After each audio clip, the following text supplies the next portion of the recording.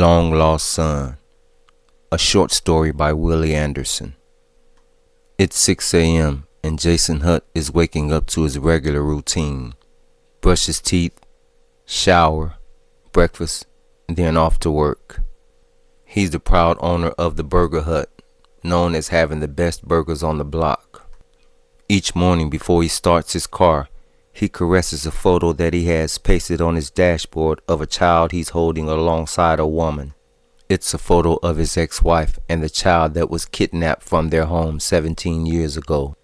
A few years after their son went missing, his wife left him. She couldn't bear the pain of their missing son and neglected their marriage.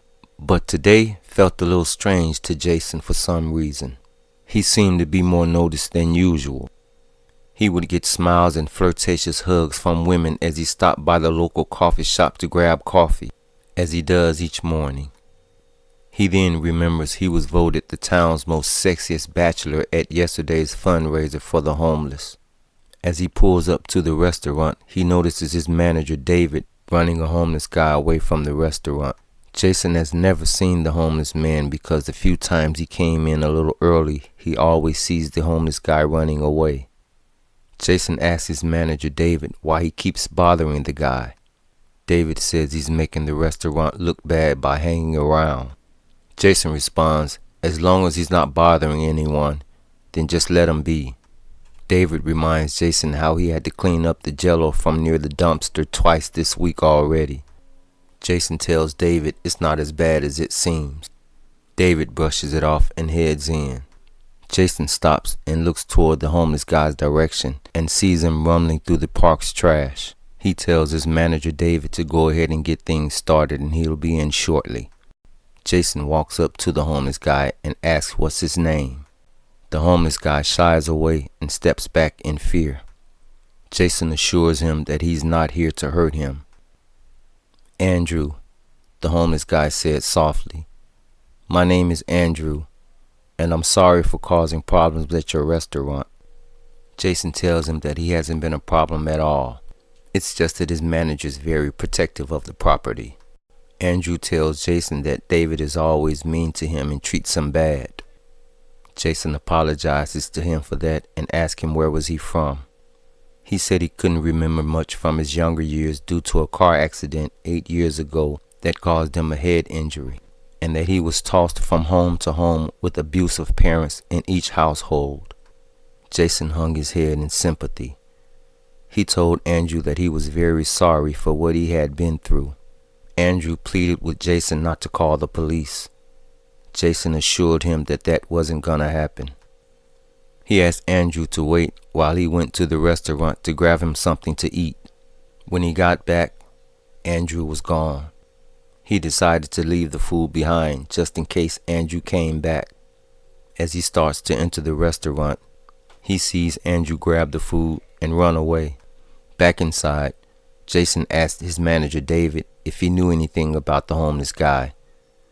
David said the only thing he knew that the guy was a bum. Jason warns David to be careful of how he treats people because he never know what they've been through. David says sarcastically, the only thing he's been through is the dumpster, and you can't help people like that. Jason says, that's not true, shakes his head in disgust, and walks away. David yells, he was only joking. Jason yells back, he didn't find it funny. Earlier in the day, Jason gets a call from Debra, his ex-wife, the mother of the child that went missing. They only talked about him because today would have been his 18th birthday. She reminded him of how she remembered the birthmark on his lower back in the shape of a heart. The conversation ended with them both apologizing to each other for putting the blame on one another. As the day ends, Jason is left closing the restaurant alone. As he's taking out the last trash run of the day, he notices 3 young fellows hanging around the park, seeming as if they were looking for someone. He brushes it off, gets in his car, and starts to head home. As he's exiting the parking lot, he turns to his left and sees Andrew, the homeless guy, running as if someone was chasing him. Jason speeds up to try and catch up with him, but eventually loses sight of him. He stops the car in worry and gets out and looks around to see if he sees Andrew, but he is nowhere in sight. So he continues home. As he's halfway home, he realizes that he forgot to lock the back door to the restaurant. He calls his manager David to see if he can do it because David lives right around the corner from the restaurant. It went to voicemail. Jason decides to go back and lock it himself. As he arrives to the restaurant, he sees the three fellas back again looking through the windows as if they were trying to break in. Jason honks his horn a couple of times and the guys run toward the park. He started to call the police but changed his mind. He figured nothing had happened since he had ran the guys away. He heads for the back door and notices a bloody shirt on the ground. He knew it wasn't there before. He looks around to make sure the thugs were gone. He then reaches for the doorknob and notices blood on the ground near the back door. Out of precaution, he goes to his car and grabs his baseball bat for protection. He heads back and reaches for the doorknob again and notices the door is locked. He thought maybe he did lock it, but he didn't set the alarm. He unlocks the door, walks in and looks around to make sure that everything is good. He then heads to the office to set the alarm when he sees a few specks of blood leading to the restroom. He tiptoes toward the door to the restroom when he hears a faint noise. He tightly grips the baseball bat in one hand and slowly opens the restroom door with the other one. He yells, "Who's in here?" No answer. He yells it again as he pushes the first stall door open, positioning the baseball bat as if he's about to swing it. No one was there. As he reaches the second stall door, he hears the faint sound of someone in pain coming from the supply closet. He asks again, "Who's there?" No answer. He grips the baseball bat and slowly opens the supply closet door, warning that he has a gun and isn't afraid to use it.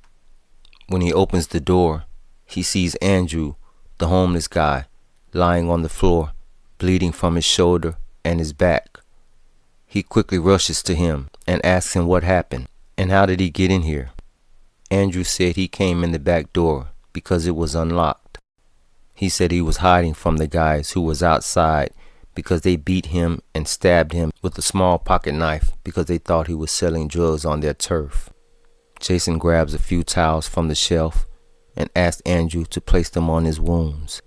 He runs to the office to call 911 and grab the first aid kit and head back. Andrew is screaming in pain. Jason tells him that the ambulance is on their way and everything will be okay. He tries to patch Andrew's wounds but hesitates, not wanting to add to the pain. He asks Andrew to take deep breaths to try and suppress the pain. Andrew asks Jason why was he helping him. Jason tells him if his son was here, he'd do the same thing for him. Andrew asks what happened to his son. He told Andrew the story of how his son was kidnapped 17 years ago and how he's been looking for him ever since. Andrew tells Jason that he was sorry to hear that. The ambulance arrives. Andrew is being checked out by EMS while Jason is answering questions.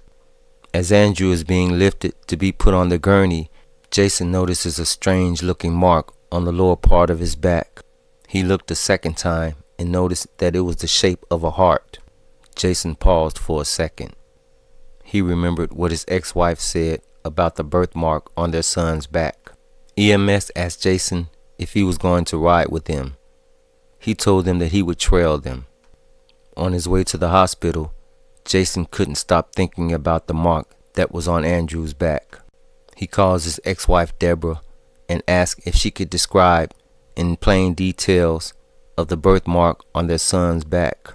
Her memory was vague, but she does remember it was heart-shaped with a small mole above it. She asked him why he asked. He said he wasn't sure, but he would call her back when he got more information. Andrew arrives at the hospital. An hour goes by when the nurse comes and let him know that Andrew lost a lot of blood, but he's doing well and was able to be seen. The walk to Andrew's room seemed endless as Jason's heart raced with every step. He reaches Andrew's room. Andrew is staring out the window. Jason asks him how was he feeling. Andrew didn't respond. He continued staring out the window. Jason asked him was there anyone he knew that he can call for him. Andrew responds, there was no one, and no one even cared. Jason sits in the chair next to him and says, that's not true. I care.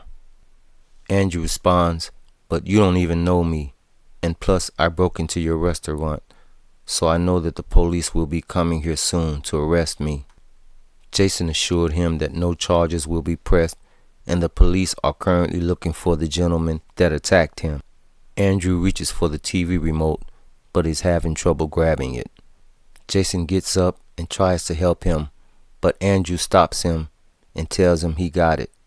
As Andrew sits up to grab the remote again, Jason gets a better glimpse of the mark that's on the lower part of Andrew's back. He sees that indeed it is in the shape of a heart with a small mole above it. Jason asks him what was it. He says it's just a mark that's been there since he was a baby. Jason looks stunned. Andrew asked him was he okay. Jason said he needed to make a call and asked Andrew if he wanted something from the cafeteria. Andrew asked for red jello. Jason remembered that red jello was his son's favorite dessert. He exits the room and tells Andrew that he will be back shortly with his red jello. Andrew smiles. Jason closes the door and has to brace himself up against the wall due to the shock of what he just learned. His phone rings. It's his ex-wife Debra, asking was everything okay. He said he wasn't sure, but she needed to meet him at the hospital right away. He think they found their son. Jason returns with the red jello and Andrew is excited. He asks Andrew if he ever thought about his birth parents or if he knew anything about them. Andrew's memory wasn't too good due to the car accident. He said all he knew was that they didn't want him. Jason asked him if he believed that that was really true. Andrew said they never came to rescue me, so I had no other choice but to believe that.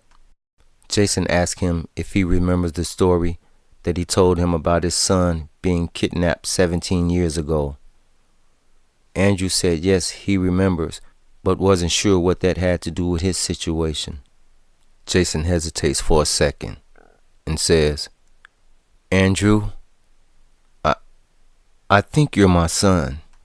Andrew sits up in surprise and asks Jason, why does he think that? Jason remembered the birthmark and also realized that Andrew was 18 years old, the same age his son would be today.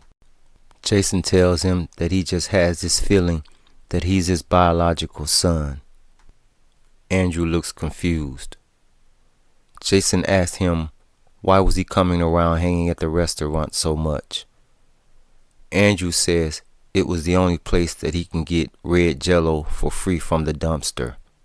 Jason's eyes wells up and he touches Andrew's arm and tells him that he's sorry for what he had been through.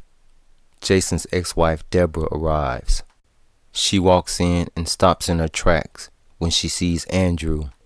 She covers her mouth as the tears starts to flow. She slowly walks toward Andrew, grabs his hand, and says, my baby. I finally found my baby. Jason caresses her back in comfort. God has answered our prayers, she said. Andrew sits up and looks at them and asks them both, were they really his parents? Debra sees the birthmark and says, yes, Andrew. Yes, we are your parents. Jason and Debra spent the rest of the day getting to know Andrew, and after a short DNA test, it was confirmed that yes, they were indeed the parents of Andrew, who was taken from them 17 years ago from their home. Jason and Debra rekindled their relationship, took Andrew off the street, and showered him with love and affection. The manager David was fired and Andrew is now part owner of his father's restaurant, the Burger Hut. Jason and Debra will be gifting Andrew with a baby brother or a sister real soon. The end.